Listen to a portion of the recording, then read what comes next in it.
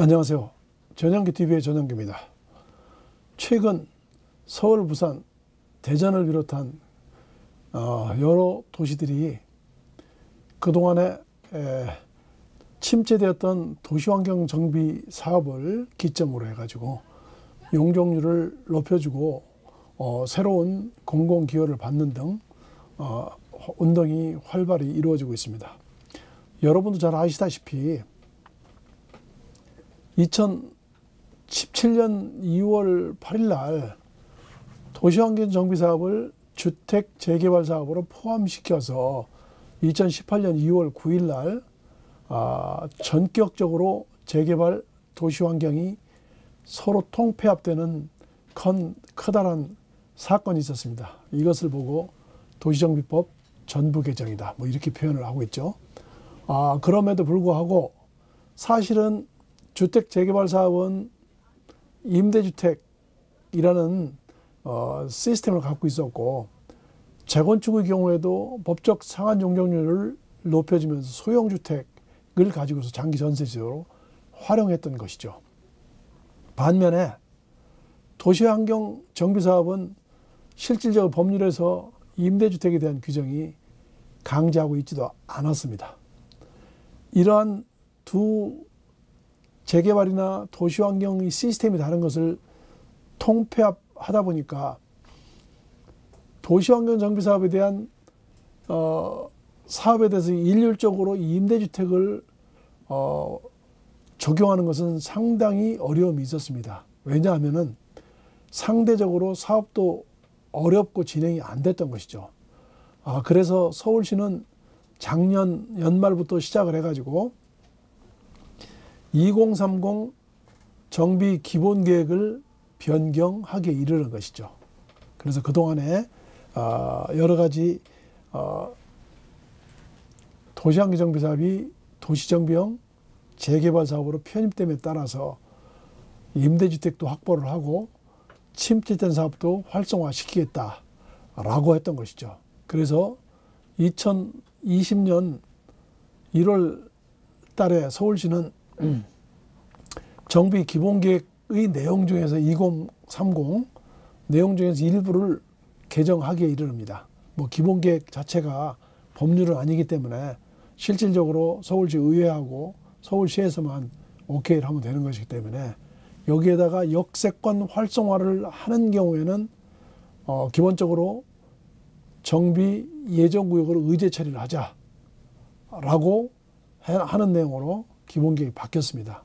왜냐하면 이 제도는 2012년 2월 1일을 기준으로 해가지고 서울시의 경우는 정비 예정구역을 설치하지 않았던 것이죠. 그러다 보니까 사업은 안 되고 어려운데 정비 예정구역 자체도 적용하기도 어려웠었는데, 그동안의 기본계획 속에 남아있던 부분 중에서 도시재생 활성화 구역도 의제 처리를 해주고 정비 예정구역을 지정 고시하지 않는 대신에, 또한 지금 말씀드리는 임대주택을 확보하기 위한 도시환경 정비사업, 도시정비형 재개발 사업의 경우에도 이제는 새롭게 만들어지는 현장들에 대해서는 도시환경 정비사업 예정구역으로 의제 처리를 하자. 아니, 이렇게 얘기하시면 되겠죠. 정비 예정구역으로 의제 처리를 해주자라고 했던 것이 최근에 얘기하는 역세권 활성화 사업입니다. 그래서 서울시의 경우에는 역세권 활성화 사업, 일명 컴팩트 시티를 직주 근접의 주거 생활권을 활성화하겠다는 것 하나하고, 예전부터 역세권 청년 임대주택 사업이 있었습니다. 이 사업하고, 그 다음에 최근에 더 강화시켜서 해제 지역까지 포함하겠다고 하는 역세권 공공임대, 종전의 장기 전세주택 또는 쉬프트, 이 사업을 활성화하겠다는 것입니다. 그래서 서울시는 기본계획을 변경을 했고, 대전광역시의 경우에도 최근에 2월 27일 날인가 정비 기본계획 2025 대전광역시 거를 만들면서 기본적으로 도심 활성화 및 주거지 밀도 관리 계획이라고 해가지고 공남편에 활성화를 하겠다고 하고 있습니다. 기본적으로 큰 틀에서는 예정구역을 정하지 않는 대신에 이제는 새로운 사업장에 대해서는 도심 활성화를 위해서 용적률을 많이 주고 그 사업을 활성화시켜서 나머지는 여러 가지 임대주택이나 임대상가, 임대주차장 이런 것들을 건립을 해서 활성화시키겠다는 것입니다. 그래서 오늘은 서울시를 기준으로 컴팩시티 역세권 활성화 사업, 그 다음에 역세권 공공임대주택 사업, 역세권 청년임대 이 세 가지를 간략히 비교를 하는 것으로 시간을 끝내겠습니다. 옛날부터 진행이 되었던 역세권 청년 임대주택 사업은 여러분도 잘 아다시피 민간 임대주택 특별법의 기준을 하고 있으면서 역세권 청년 주택 건립 운영 기준이 있었어요. 그리고 조례로는 역세권 청년 주택 공급 지원 조례, 이게 서울시에 있었던 거죠.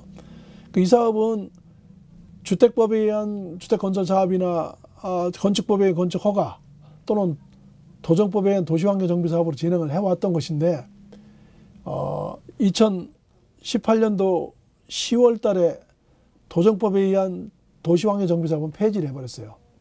이 사업으로 진행될 여지가 별로 없었던 것이죠. 그래서 역세권 청년 임대는 민간 임대주택법에 의한 특별법에 의한 것이고 별도로 운영 기준이 있다는 거. 그 다음에 역세권의 요건은 다 세 가지가 다 다릅니다. 여기선 승강장을 경계해서 350m 박스형으로 이렇게 정리를 해놨던 것이죠. 그리고 이 부분은 여러분도 잘 아다시피 역세권 요건이 모두 충족이 돼야 되는데 이 요건에 대해서는 나중에 나눠서 설명을 드릴까 합니다. 그리고 두 번째로 진행이 되어 왔던 것은 최근에 역세권 활성화, 컴팩시티라는 것이죠. 직주 근접이고 도시정비형 재개발 사업을 위해서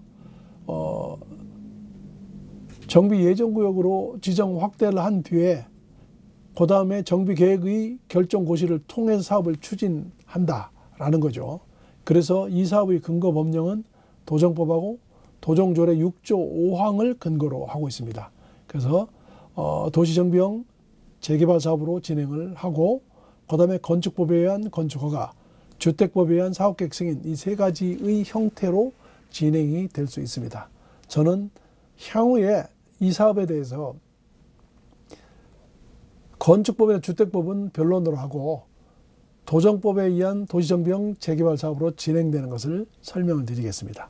그리고 이 사업장의 그 역세권은 승강장을 경계해 가지고 250m 타원형으로 이렇게 진행이 되고 있습니다. 여러분들은 특히 컴팩트 시티라는 것은 직장과 주거지역이 같이 밀집되어 있는 직주 근접의 형태를 요청하는 것으로 요번에 2020년 1월 30일 날 기본계획을 이미 변경을 통해서 역세권 활성화가 되면은 이 사업장을 주택 도시정비형 재개발 사업으로 해서 정비사업으로 진행을 해 나가겠다라고 밝혔습니다. 물론 건축법, 주택법에 의한 사업도 가능하고요. 끝으로 역세권 공공임대, 장기전세 또는 시프트 이 사업인데요. 이 부분은 근거법령은 공공주택 특별법하고 역세권 공공임대 건립 및 운영 기준이 들어가 있어요. 그래서 이 부분 역시도 정비 기본계획을 변경을 이미 했죠. 해서 이 사업을 통해서 정비 예정구역으로 의제를 하고 의제한 다음에 정비계획으로 결정을 해서 사업을 해내해 나가는 도시정비형 재개발 사업이 있고 건축법이나 주택법에 의한 사업이 가능하다라고 이해를 하시면 되겠습니다. 그리고 이 부분 역시 1차 역세권은 250m, 2차 역세권은 500m 해서 승강장을 경계해서 500m 박스형 뭐 이렇게 설명을 하고 있습니다. 현재는 이 부분은 여러 가지 애로사항이 많습니다. 기본적으로는 정비사업지나 재정비 촉진 구역이 해제된 지역에서의 사업이 불가능하도록 되어 있었습니다. 대표적으로는 수색 그 증산4 같은 경우 대표적인 케이스에서 혜택을 받을 수 있을 것인지 그 신문 지상에 오르내리고 있는데, 기본적으로 가장 중요한 것은 정비 예정구역이나 재정비 촉진구역 중에서도 제척되지 않은 지역들, 그다음에 정비 사업장들은 사업이 불가하다고 되어 있는 부분들을 어떻게 개정을 해서 사업을 끌고 나갈 것인가가 귀추가 주목됩니다.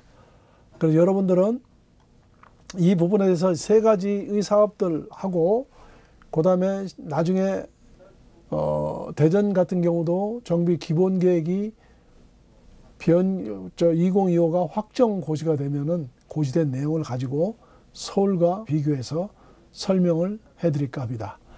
그래서 현재로서는 이 세 가지의 사업이 각축을 벌이고 있는데, 여러분들은 특히 투자에 관심이 많은 분들은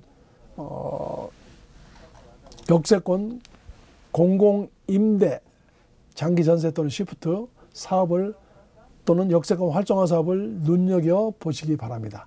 추후에 이 사업장들에 대해서 어떻게 용적률을 줄 것인가, 그 다음에 어떤 혜택이 있는가는 별도로 후속편을 만들어서 방송을 할까 합니다. 감사합니다.